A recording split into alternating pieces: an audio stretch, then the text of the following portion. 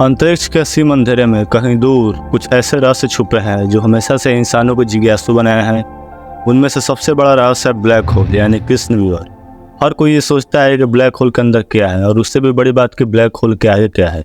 तो आज हम निकलेंगे एक ऐसे सफ़र पर जो हमारी सोच और कल्पनाओं से परे है। आखिर ब्लैक होल के आगे क्या है? क्या हम किसी दूसरे ब्रह्मांड में पहुंच जाएंगे, या फिर कुछ ऐसा जिसकी कल्पना करना भी नामुमकिन है? तो सबसे पहले समझते हैं कि आखिर ब्लैक होल कैसे बनते हैं। तो ब्लैक होल तब बनते हैं जब एक बहुत बड़ा सितारा होता है, यानी उस सितारे का वजन होना चाहिए सूर्य से 10 गुना अधिक बड़ा। और जब वो अपने लाइफ सर्कल के अंत में होगा, यानी जब वो मर रहा होगा, तो वो अपने ही कोर के अंदर, या आप कह सकते हैं कि वो अपने ही वजन के नीचे दबता चला जाता है। और दबते दबते दबते दबते वो एक ऐसे पोजीशन पर पहुंच जाता है जब उस पर होता है अचानक विस्फोट, और उस विस्फोट को कहते हैं सुपरनोवा। और उस विस्फोट के बाद जो बचता है वो होता है गुरुत्वाकर्षण का पावर हाउस, यानी कि ब्लैक होल। ब्लैक होल के 2 भाग होते हैं, एक इवेंट होराइजन, एक सिंगुलैरिटी। इवेंट होराइजन एक ऐसा क्षेत्र होता है ब्लैक होल के अंदर कि उसमें जाने के बाद कोई भी वस्तु वापस नहीं आ सकती, चाहे वो प्रकाश ही क्यों ना हो। और अंदर सिंगुलैरिटी में भौतिकी के सारे नियम टूट जाते हैं। अब सवाल आता है कि ब्लैक होल का अगर अंदर हम चले जाएं तो क्या होगा? क्या हम किसी दूसरी दुनिया में पहुंच जाएंगे? तो विज्ञान कहानियों में तो बहुत सारी थ्योरीज है, लेकिन असल विज्ञान क्या कहता है, चलिए समझते हैं।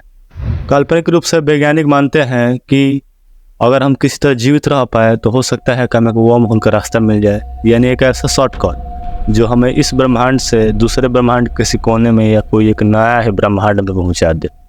लेकिन ये सिर्फ केवल एक थ्योरी है। असल में ब्लैक होल का गुरुत्वाकर्षण इतना ताकतवर है कि हमारा शरीर स्पेगेटिफिकेशन का शिकार हो सकता है, यानी हम इतने लंबे हो जाएंगे उसमें, और लंबे होकर हम परमाणु के बराबर टूट सकते हैं केवल उस गुरुत्वाकर्षण के कारण। और कुछ और एडवांस थ्योरी ये भी कहती है कि अगर ब्लैक होल के अंदर हम चले जाएं तो हो सकता है कि हम कोई दूसरे ब्रह्मांड में पहुंच जाए जो हमारे ब्रह्मांड के समानांतर हो। यह मल्टीवर्स यूनिवर्स थ्योरी के ऊपर डिपेंड है।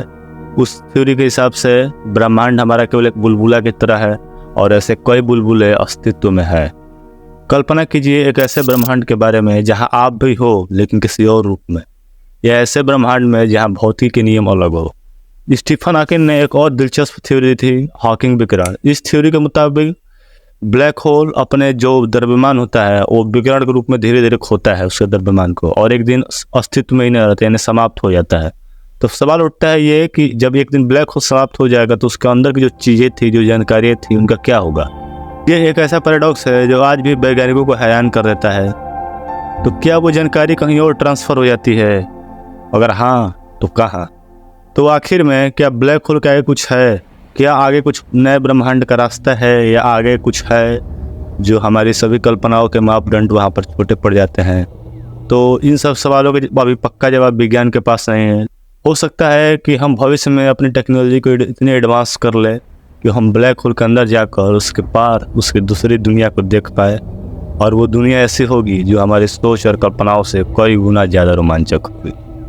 तो ये थी हमारी ब्लैक होल के बारे में आज की डिटेल्स। अगर आपको ये डिटेल्स अच्छी लगी हो तो वीडियो को लाइक करके चैनल को सब्सक्राइब जरूर करें, और ऐसे ही इंटरेस्टिंग स्पेस नॉलेज के लिए हमारे चैनल को जरूर सब्सक्राइब करें। तो चलिए मिलते हैं अगले वीडियो में किसी अगले और रोमांचक सफ़र के साथ।